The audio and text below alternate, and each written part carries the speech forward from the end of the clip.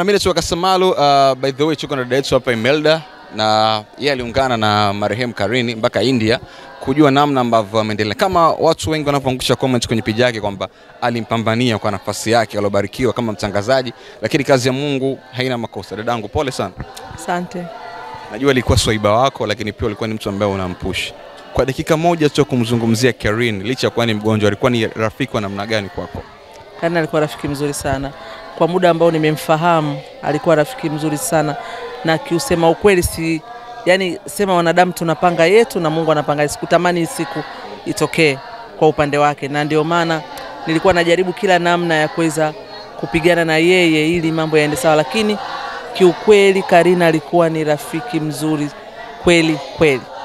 Nimeona video yako ukiwa unamuaga na alikuwa analia kwamba usiniache, na ukaandika pale haraka kama ulikuwa unaniaga mdogo wangu, lakini kazi ya Mungu haina makosa. Nipe ile moment ya siku ambayo unamuaga nje ile video kushutiwe, ilikuwaje? Wakati nimemaliza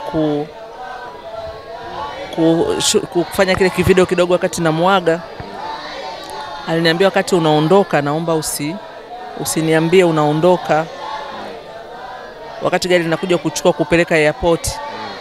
Wewe cha msingi ukishakuja gari ya airport wewe ondoka, usiniambie kwa heri, sababu siko tayari kuona unaondoka. Alikuwa yuko tayari kuona unaondoka. Kwa nafasi yako ulisababisha mpaka akapata msaada kutoka kwa rais. Ndio. Okay. Wakati kule mko India, ni kwa namna gani alikuwa ana matumaini ya kutoka salama? Karini alikuwa na matumaini 100% kwa sababu alishapona, na kama wasingekuwa amesqueeze kidogo tarehe, na maana alikuwa anaingia kesho, anaingia leo.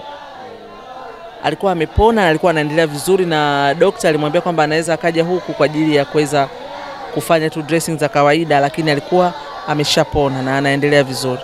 Utumbo mkubwa wote ulikuwa umebadilishwa? Ulikuwa umekata, ulibaki asilimia ndogo sana. Uliunganishwa na mdogo. Kwa hiyo leo ndio afike Tanzania. Ndio. Ni kwa leo. Mwingine kwa mtu anatamani kujua Karini aliacha mtoto pia? Na mtoto ambaye yuko kidato cha 4 sasa hivi. Mmoja tu alibarikiwa. Mmoja tu anaitwa Aisha. Na pengine kwa mtu anatamani kujua mwili wake unaweza kuwa unasili lini? Watu wa ndege wamepiga simu, wamesema watausafirisha tarehe 18. Ina maana kama tarehe 18, tarehe 19 ndio utakuwa unaingia. Tarehe 18 ambayo inategemea inaweza kuwa ni Alhamisi. Kwa hiyo ina maana Ijumaa labda nitakuwa ameshaingia. Okay, na mazishi yake huenda ikawa Jumamosi. Fanyika ibada ya kuingia tu hapa. Okay. Na hii kwa sababu pia vipimo kuchunguzwa ama inakuwaje? Kwa sababu tunajua amekufa leo, kwa maana tu taratibu za nini. Basi. Mmoja kitu ambacho tunasikia kwamba alikuwa anatoka damu kabla ya mauti wake.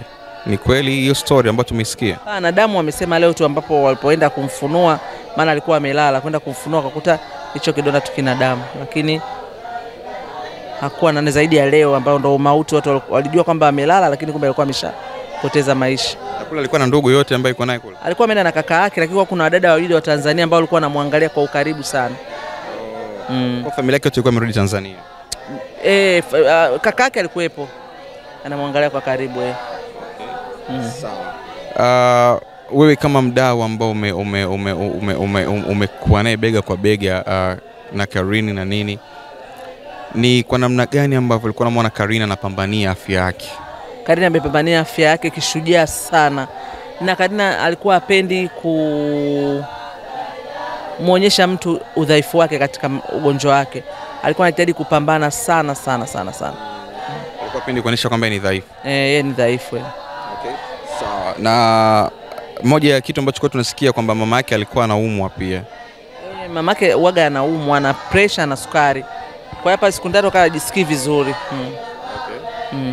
Sawa. Neno lolote la kuambia ndugu jamaa na marafiki wa Karini?